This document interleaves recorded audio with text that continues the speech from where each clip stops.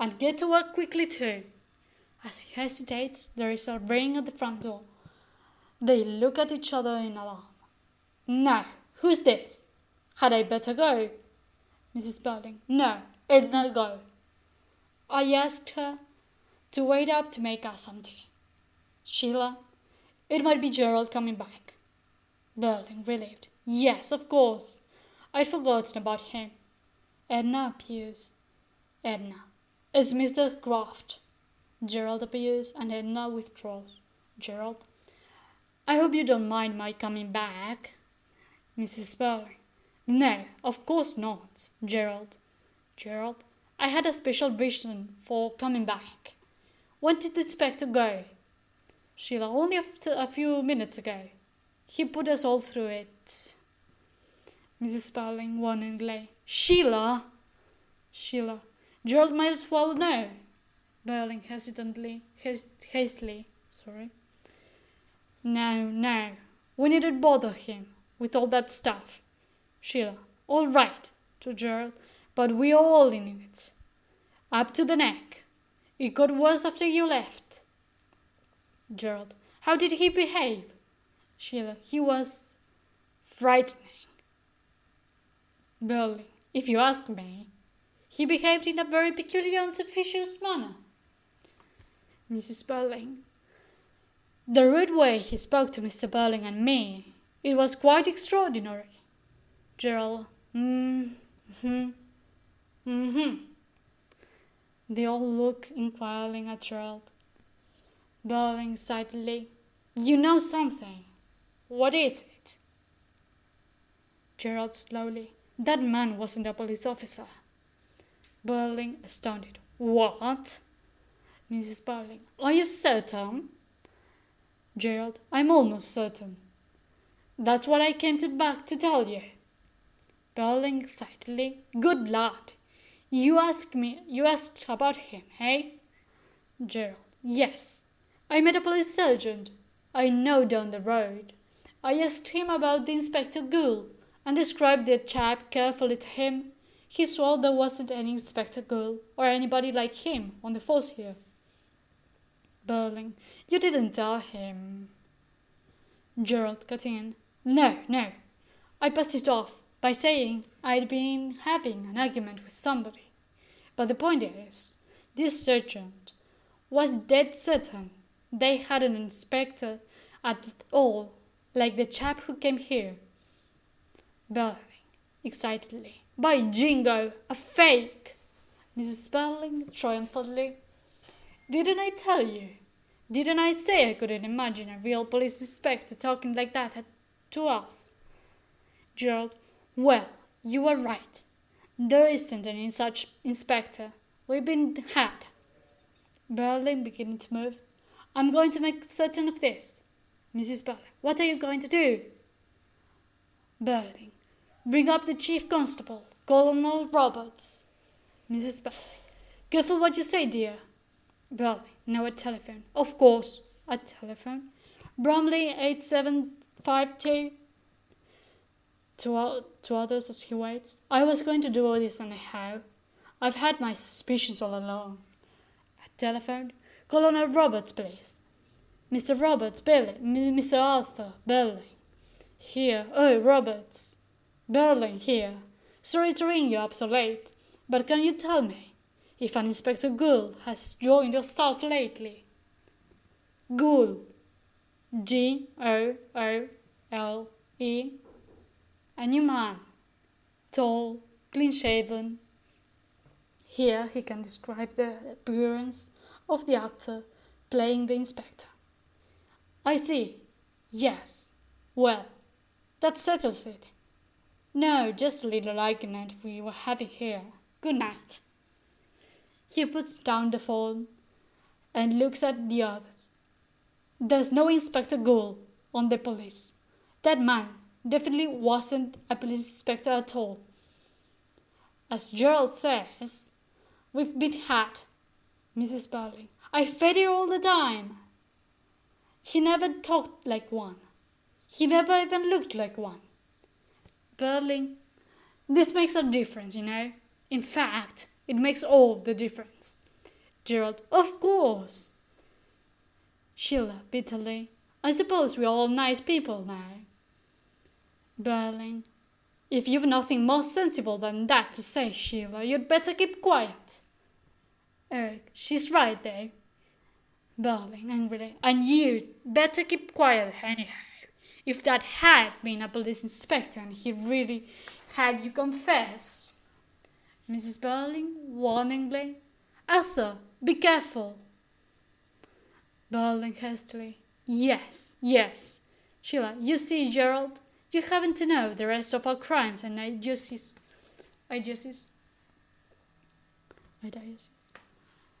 Gerald, that's all right. I don't want to. To Berlin, what do you make of this business now? Was it a hoax? Berlin, of course. Somebody put that fellow up to coming here and hoaxing us. There are people in this town who dislike me enough to do that. We ought to have seen something through it from the first. In the ordinary, why I believe I would have done. But coming like that, bang on top of our little celebration, just when we were all feeling so pleased with ourselves, naturally, it took me by surprise. Mrs. Barling, I wish I'd been here when that man had first arrived. I'd have asked him a few questions before I allowed him to ask us any. Sheila, it's all right saying that now. Mrs. Barling, I was the only one of you who didn't give in to him. And now I say we must discuss this business quietly and sensibly and decide if there's anything to be done about it. Berlin, with hearty approval. You are absolutely right, my dear. Already we've discovered one important fact, that fellow was a fraud, and we've been hoaxed. And that may not be the end of it, by any means. Gerald, I'm sure it isn't. Berlin, keenly interested. You are, eh? Good. To Eric, who is restless. Eric, sit down. Eric sulkily, I'm all right. Berlin, all right? You're anything but right. And you needn't stand there as if. Eric, as if what? Berlin, as if it had nothing to do with this. Just remember your own position, young man. If anybody's up to the neck in this business, you are. So you'd better take some interest in it. Eric, I do take some interest in it. I take too much. That's my trouble. Sheila, it's mine too. Berlin, now listen, you two.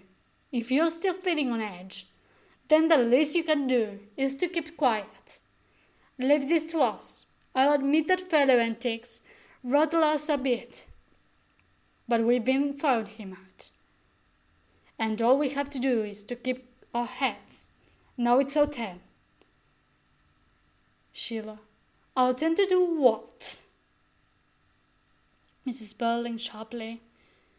To behave sensibly, Sheila, which is more than you're doing. Eric, bursting out. What's the use of talking about behaving sensibly? You're beginning to pretend now that nothing's really happened at all, and I can see it's like that. This girl is dead, isn't she? Nobody's brought her to life, have they? Sheila eagerly. That's just how I feel, Eric. And it's what I don't seem to understand. Eric, whoever that chap was, the fact remains that I did what I did, and Mother did what she did, and the rest of you did what you did to her. It's still the same rotten story, whether it's been told to a police inspector or to somebody else. According to you, I ought to feel a lot better. To Gerald, I stole some money, Gerald. You might as well know. As Berling tries to interrupt. I don't care, let him know. The money's not the important thing. It's what happened to the girl and what we all did to her that matters. And I still feel the same about it. And that's why I don't feel like sitting down and having a nice cozy talk. Sheila. And Eric's absolutely right. And it's the best thing any one of us has said tonight. And it makes me feel a bit less ashamed of us. You're just beginning to pretend all over again. Burling. Look, for God's sake. Mrs. Burling protesting. Arthur. Burling. Well, my dear, they're so damn exasperating. They just won't try to understand your position or to see the difference between a lot of stuff like this coming out in private and a downright public scandal. Eric shouting. And I say the girl's dead, and we all helped her kill her. And that's what matters. Burling, also shouting, threatening Eric. And I say, either stop shouting or get out. Glaring at him, but in a quiet tone. Some fathers I know would have kicked you out of the house anyhow by this time. So hold your tongue. If you want to stay here.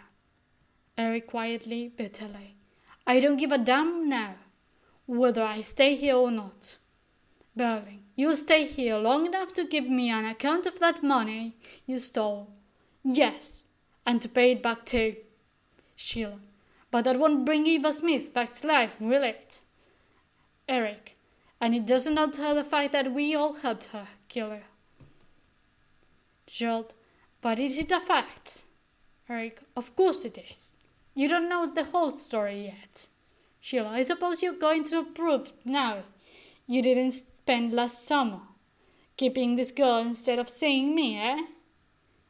Gerald, I did keep a girl last summer. I've admitted it, and I'm sorry, Sheila, well, I must admit you came out of it better than the rest of us. The inspector said that.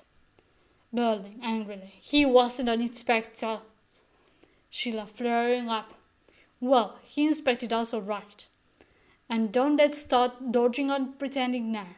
Between us, we drove that girl to commit suicide. Gerald, did we? Who says so? Because I say, there's no more real evidence. We did, then there was that chap was a police inspector. Sheila, of course there is. Gerald, no, there isn't. Look at it. A man comes here pretending to be a police officer. It's a hoax of some kind. Now what does he do? Very artfully, working on bits of information he's picked up here and there. He bluffs us into confessing that we've all been mixed up in this girl's life in one way or another. Eric, and so we have. Gerald, but how do you know it's the same girl? Burling, eagerly. Now wait a minute. Let's see how that would work out. No, hesitates. No, it wouldn't. Eric, we all